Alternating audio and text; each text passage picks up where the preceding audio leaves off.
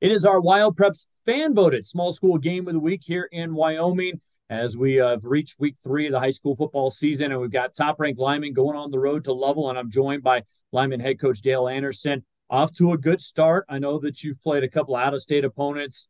Obviously, 2A began conference last week. How do you feel about what you're seeing out of your team early on, Dale? Well, we're progressing, but there's still a lot of things to work on. There's always little things you want to get better at.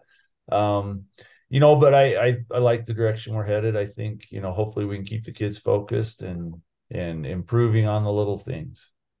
Obviously you've lost a few stars off some of the championship teams and teams that have been contending. So how would you characterize this group and what's been kind of the turnover in the mix of kids? It's always hard when you lose those good kids, kids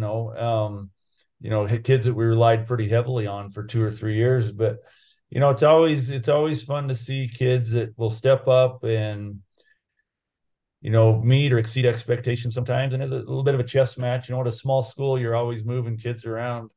A kid might be a running back one week and a tackle the next week and a free safety the next week. You never know.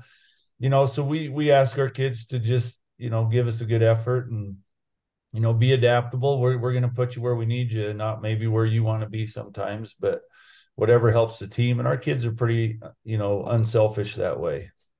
Has anybody surprised you in terms of their performance so far in the first few You games? know, not really. I think, going through summer ball and camp and stuff, we kind of had a pretty good idea of, what we were going to be able to do.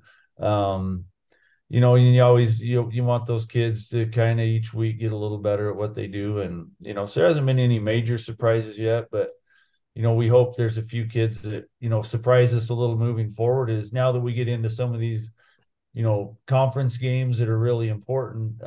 We are going to rely on some kids who are a little untested and inexperienced at some positions to have to play well for us to be successful. Speaking of that, big road trip this week. Got to go all the way to Lovell to face the Bulldogs. They've had kind of a little ping pong coming off the high of the Bighorn double overtime win in a championship rematch to a long road trip themselves last week and got beat at Cokeville. What do you see when you see Coach Crosby's squad right now? They're always a good team. They're well coached. And they're big. They always have big kids, which we don't have for some reason. They always have big kids, and they always have the fast kids. And I think this year the thing you notice is, in the past they've kind of relied pretty heavily on their run game, but they've got a lot more balance this year, which makes them hard to prepare for. Their passing game's pretty effective and efficient. On their run game, still just like always, the Mangus kid's a good running back. They got a good line in front of him. And Nick's son is, he's developed more and more each year as a quarterback, and he's got some good threats to throw to. So, as you look at him, there's not like a glaring, like, oh, we can take this way, take that away. You got to prepare for a little bit of everything, which is, it's nice if you can only have to prepare for one or two things, but they do quite a few things well.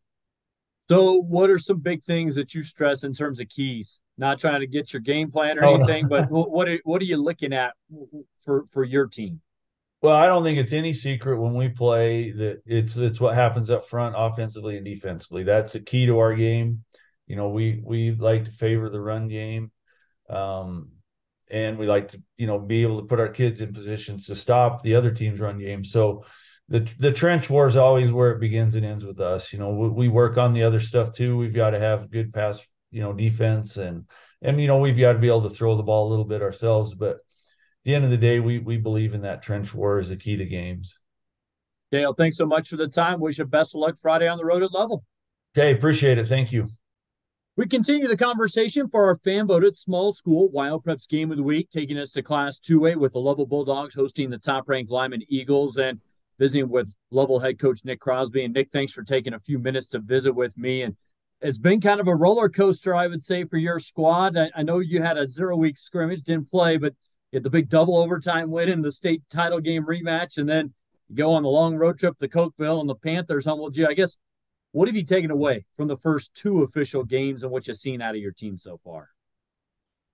Oh, there's some good, and there's definitely lots that we've got to work on. We've got are a couple of position groups that are younger at linebacker and line, and that doesn't bode very well with a team that runs the ball as well as Cokeville does. And we're going to have some more baptism by fire this week. I'm getting those younger guys learning how to come off blocks and fight pressure and get downhill. We've been spoiled with the dudes we've had there for the last few years. And so it boded a little bit better for us against Bighorn just because they threw the ball around more, and we've got more experience in the secondary. So we're learning, we're growing, and as a coaching staff, we're taking things into account and hopefully making some adjustments that'll make it a little harder for Lyman to move the ball on the ground than what Cokeville did to us last week. Talk about your squad in particular. Who are you seeing kind of step up? Because you have lost some, for lack of a better phrase, dudes off the last couple of years. And, like I think like the Nichols brothers are gone. Some of the other, guys up front that you have talked about where you're younger. Who's stepping up into leadership roles and maybe pushing themselves into kind of the forefront to lead your team this year? So we've got some seniors that are really stepping into those roles and helping setting the tone in practice. Jared Mangus has been a really productive player for us. He was last year. He continues to be in all three phases.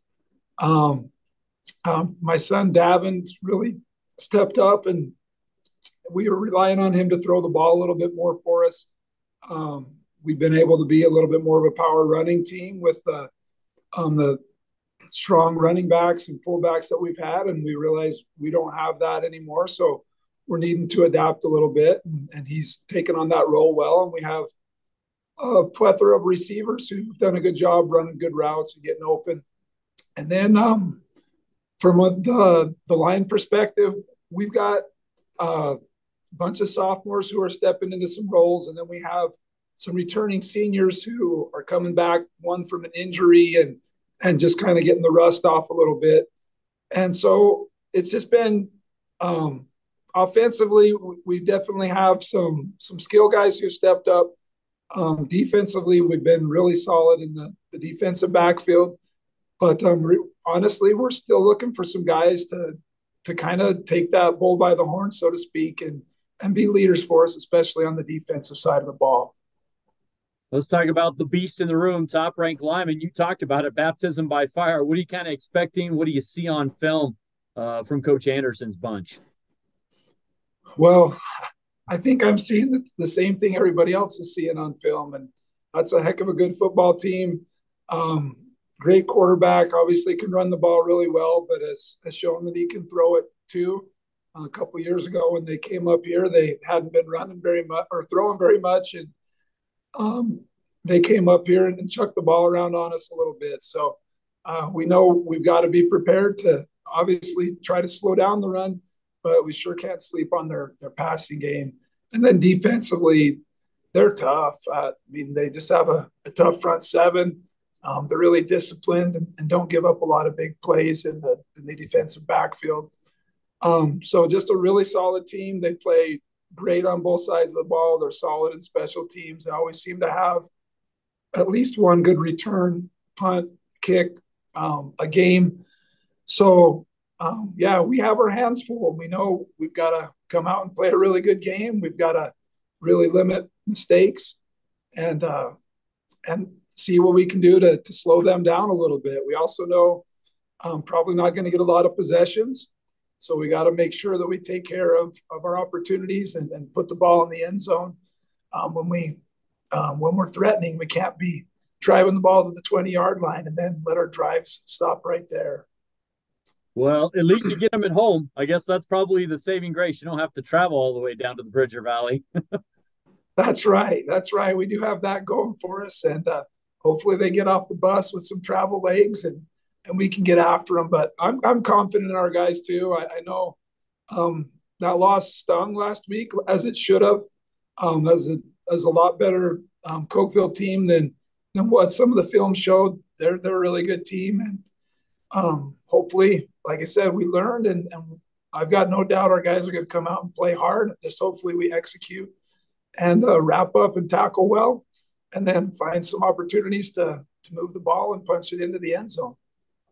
Nick, always a pleasure. That's all I need. I appreciate it. Best of luck tomorrow night at home against the Eagles in the champion or in the regular season meeting. All right. Thanks so much, David. Sure appreciate it.